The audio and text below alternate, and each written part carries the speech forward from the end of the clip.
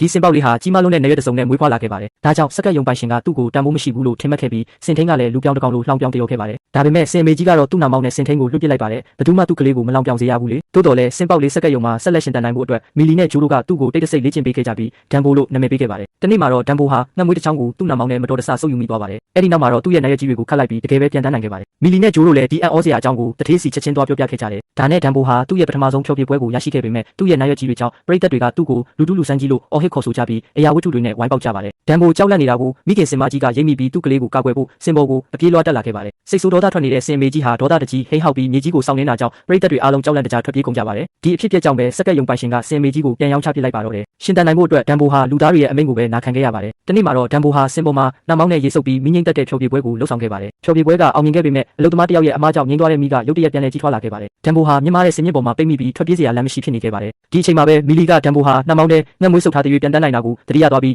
ဒန်ဘိုရှိရာကိုချက်ချင်းပြေးသွားခဲ့ပါတယ်။အမှန်တိုင်းပါပဲဒန်ဘိုတယောက်မြေပြင်ပေါ်ကိုကြက်လူကြခင်မှာပဲသူ့ရဲ့နေရွက်ကြီးနှစ်ဖက်ကိုခတ်ပြီးအောင်မြင်စွာပြန်တန်းနိုင်ခဲ့ပါတယ်။ဒီအချိန်ကစပြီးသူဟာလူထုလူဆန်းမဟုတ်တော့ပါဘူး။သူဟာစက္ကန့်ယုံရဲ့အတောက်ပဆုံးကျေပွင့်ဖြစ်လာခဲ့တယ်လို့သူ့မိအတွက်လည်းဝင်ထုတ်ဝင်ဖို့မဟုတ်တော့ပါဘူး။သူဟာလူတိုင်းချစ်ကြတဲ့ပြန်တန်းနိုင်သောစင်ကလေးဖြစ်လာခဲ့ပါတယ်။မကြခင်မှာပဲဒန်ဘိုဟာအကြီးကျယ်ဖျော်ဖြေပွဲတစ်ခုရရှိခဲ့ပါတယ်။စညွန့်အရာဒန်ဘိုဟာကျွမ်းပါမယ်တယောက်ကိုတဲဆောင်ပြီးဝေဟင်မှာပြန်တန်းရမှာဖြစ်ပေမဲ့ဒန်ဘိုကမတော်တဆနှာချမိသွားပါတယ်။ကျွမ်းပါမယ်ဟာအမြင့်ကြီးကနေပြုတ်ကျသွားခဲ့ပေမဲ့ကံကောင်းထောက်မစွာနဲ့ကျိုးကိုအချိန်မီလှမ်းဆွဲနိုင်ခဲ့ပါတယ်။ဒါပေမဲ့ဒန်ဘိုကတော့ကံမကောင်းခဲ့ပါဘူး။သူဟာမြင့်မားတဲ့စင်ပေါ်မှာရုန်းကန်နေရပြီးပြုတ်ကျတော့မဲ့အခြေအနေရောက်နေခဲ့ပါတယ်။ကံကောင်းချင်တော့သူဟာငှက်မွေးကိုအချိန်မီဆုပ်ယူနိုင်ခဲ့ပြီးအောင်မြင်စွာပြန်တန်းနိုင်ခဲ့ပါတယ်။အဲဒီနောက်မှာတော့ဒန်ဘိုဟာသူ့အမေကိုရှာဖို့ဖျော်ဖြေရေးခန်းမထဲကနေတက်တက်ပြန်တန်းထွက်ခွာသွားခဲ့ပါတယ်။ဒါပေမဲ့သူ့အမေဟာခြေထောက်တွေမှာတန်ကြိုးတွေနဲ့တန်လောင်အိမ်နဲ့ပိတ်လောင်ခံထားရတာကိုတွေ့ရှိခဲ့ပါတယ်။ဒန်ဘိုကိုစိတ်အေးလက်အေးဖျော်ဖြေစေခြင်းတဲ့အတွက်ကွယ်ရာကတထေးကြီးကစင်မေကြီးကိုတက်ပစ်ဖို့ဆုံးဖြတ်ခဲ့တာပါ။ဒါကစက္ကန့်အလုသမားအားလုံးကိုအမျက်ဒေါသထွက်စေခဲ့ပြီးသူတို့တွေဟာစင်မေကြီးလွတ်မြောက်ဖို့ကူညီပေးဖို့ဆုံးဖြတ်ခဲ့ကြပါတယ်။ဒန်ဘိုကလည်းအရာအလုံးကိုရိပ်မိပုံရပြီးဖျော်ဖြေပွဲအစ်စ်မှာပူးပေါင်းပါဝင်ခဲ့ပါတယ်။ကျွမ်းပါမယ်ကဒန်ဘိုရဲ့ကြောပေါ်မှာစီနေရင်သူ့ကိုငှက်မွေးတစ်ချောင်းကမ်းပေးခဲ့ပါတယ်။ဒါပေမဲ့ဒီတစ်ချိန်မှာတော့ဒန်ဘိုကငှက်မွေးကိုလွှတ်ပစ်လိုက်ပြီးသူ့အလိုလျောက်ပြန်တန်းခဲ့ပါတယ်။အခုဆိုရင်သူပြန်တန်းဖို့ငှက်မွေးကိုမလိုတော့ပါဘူး။တစ်ချိန်ကလူတွေလောင်ပြောင်ခဲ့တဲ့နေရွက်ကြီးတွေဟာ